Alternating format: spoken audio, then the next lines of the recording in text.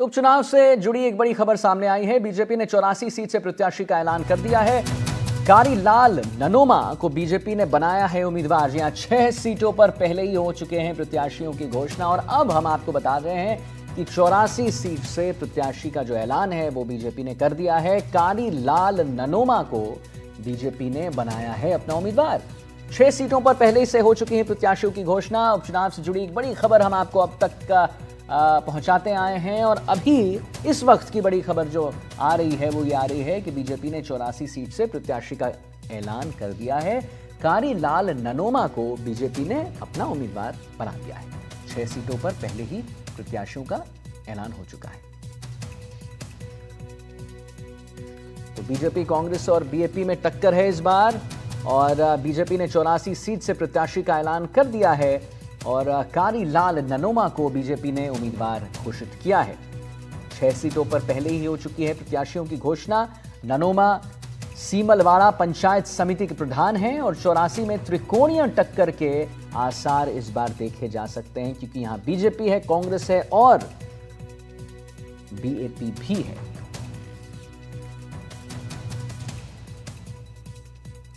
तो 6 सीटों पर पहले हो चुकी है प्रत्याशियों की घोषणा और ननोमा सीमलवाड़ा पंचायत समिति के प्रधान हैं। जैसा हम आपको बता रहे हैं 84 में त्रिकोणीय टक्कर के आसार हैं और बीजेपी, कांग्रेस और बीएपी में इस बार टक्कर देखने को मिल रहा है। बीजेपी ने 84 सीट से प्रत्याशियों का ऐलान किया है और कारीलाल ननोमा को बीजेपी ने अपना उम्मीदवार घोषित किया है।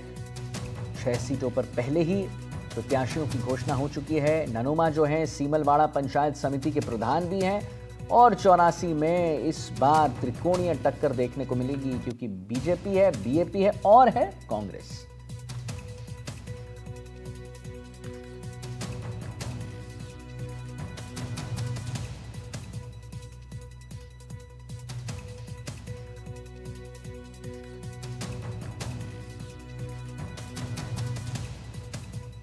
तो वीरेंद्र सिंह शेखावत हमारे साथ फोन लाइन पर जुड़ गए हैं, जिनसे और हम बात करेंगे।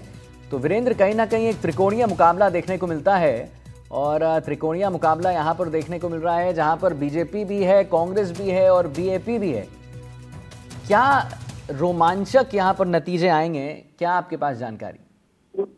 बिल्कुल, देखिए आदित्य, आपको बताना चाहूंगा कि जिस तरीके से राजस्थान के अंदर जो उपचुनाव है वो दिलचस्प होते हुए दिखाई दे रहे हैं। सबसे बड़ी बात यह है कि जो 84 सीट है जहां पे आप देखेंगे कि जो आदिवासी इलाका होता है वहां से आप देखेंगे जो एक कह सकते हैं कि एक नई उभरती हुई राजस्थान की राजनीति के अंदर एक नया जो कह सकते हैं कि हम नई पार्टी है वो वहां पे काफी ज्यादा एक्टिव दिखाई दे रही है और उन्हीं के सामने चाहे बीजेपी हो या कांग्रेस, दोनों मुख्य दलों के सामने सबसे बड़ी चुनौती है वो बनती हुई दिखाई दे रही है। इसके साथ ही आप देखेंगे कि बीजेपी की जो सूची जारी हुई है उसके अंदर आप देखेंगे जो कारीलाल ननोमा करके जो कैंडिडेट हैं उस पर बीजेपी ने दांव खेला और सबसे बड़ी बात यह है कि जिस तरीके से लगातार है एक कह सकते हैं कि जो आदिवासी इलाके में किस तरीके से चाहे बीजेपी या फिर कांग्रेस है दोनों ही यहाँ पे कमजोर रही है और सबसे बड़ी बात यह है कि यहाँ पे आपने देखा होगा कि विधानसभा चुनाव के दरमियान जो केंद्रीय नेताओं के द्वारा, चाहे इसमें बीजेपी के नेता हो या कांग्रेस के नेता हो, तमाम जो नेता हैं उन्होंने पूरे दमखम के साथ यहाँ पे उतरे थे और आपने देखा होगा कि अभी हाल ही के दिनों के अंदर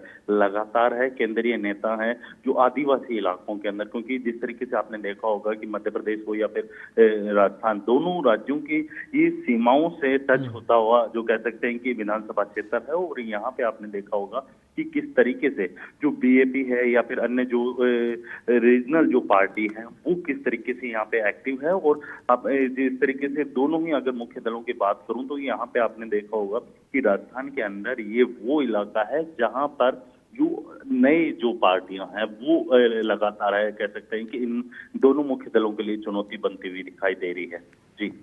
जी, और ये कारीलाल ननोमा की अगर बात करें तो इनके बारे में क्या कुछ जानकारी, कितने मजबूत यहाँ पर ये हैं, इनका कितना प्रभाव इस पूरे सीट पर, क्या आपको उसके बारे में कहना है क्योंकि ये प्रधान भी रह चुके हैं?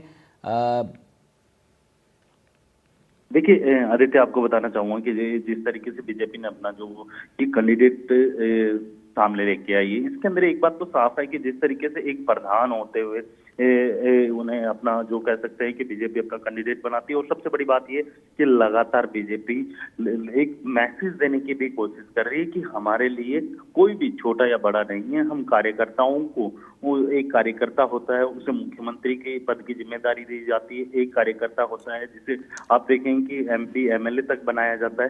तो इस बात से अंदाजा लगा सकते हैं कि जिस तरीके से जो लगातार एक आदिवासी चेहरा होने के नाते इसको बीजेपी का फायदा मिलेगा। और साथ ही वहां की आप देखेंगे ग्रामीण स्तर की, अगर मैं ग्रामीण इलाकों की बात करूं इस विधानसभा क्षेत्र की, तो यहाँ पे ज्यादातर जो है आदिवासी, जो कह सकते हैं कि जो जाति के लोग हैं वो अच्छा, वहां निवास करते हैं। और इसका जो ठीक। बीजेपी है इसको भुनाने की पूरी कोशिश करेगी। चलिए ठीक है, बहुत बहुत शुक्रिया आपका वीरेंद्र, महत्वपूर्ण जानकारी देने के लिए। तो जैसा कि हम आपको बता रहे थे, एक बार पुनः आपको बता दें कि बीजेपी ने 84 सीट से प्रत्याशी का ऐलान कर दिया है। कारीलाल ननोमा को बीजेपी ने अपना उम्मीदवार बनाया है। 6 सीटों पर पहले ही प्रत्याशियों की घोषणा हो चुकी है।